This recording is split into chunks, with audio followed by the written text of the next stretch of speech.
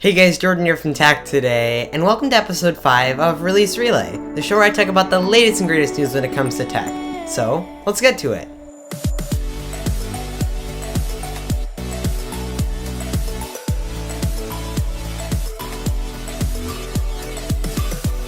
So if you aren't already aware, MWC, or Mobile World Congress 2016, is currently going on right now. And it's pretty much an annual gathering for the mobile industry and other related industries, and it's all organized by the GSMA and held in Barcelona, Spain, the mobile world capital. So the two new devices that were unveiled at MWC 2016 include the long-awaited Samsung Galaxy S7 and S7 Edge. And the S7 is going to be packing a Snapdragon 820 CPU with an Adreno 530 GPU and also 4GB of RAM, which is an improvement over last year's 3GB. Additionally, the S7 will be featuring a significantly larger 3000 mAh battery for longer operation. So this year, Samsung brought back their removable storage idea by letting you store an additional 200GB of microSD storage on top of the 32 or 64GB that the phone already comes with. One thing that I found to be a bit odd was the fact that they reduced the camera from a 16 megapixel sensor to a 12 megapixel sensor. And maybe they were just trying to try what HTC did with their ultra pixel technology, but I can't tell for sure until I get my hands on it.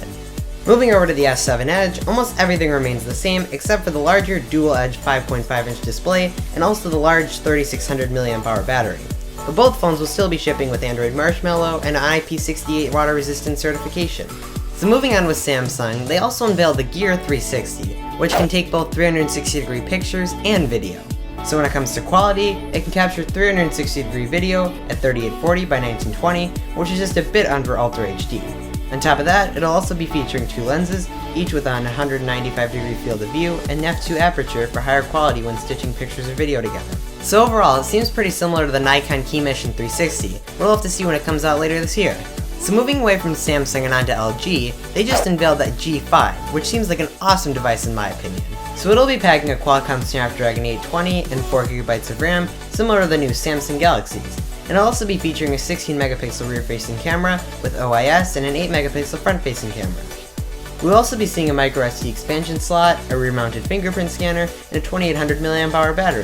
But what's cool about it is the fact that you can easily remove it and swap it out for a new one when it's running low. So overall, the G5 is looking like an awesome phone, and I can't wait to check it out. Now, most of you have probably heard about the recent Apple crisis, with the government requesting them to create a backdoor to access the iPhones used during the San Bernardino attacks. And I personally find encryption to be crucial, as do most people, including Apple, but they just might have taken it a bit too far. And they obviously don't want it to get into the wrong hands, but when it comes down to such a serious matter like this, I find it to be crazy for them not to comply. But be sure to tell me your thoughts down below. So that's pretty much it. I hope you enjoyed this episode of Release Relay, and drop me your comments below about any topics featured in this video or any future topics you want me to cover. So thanks for watching, and see ya!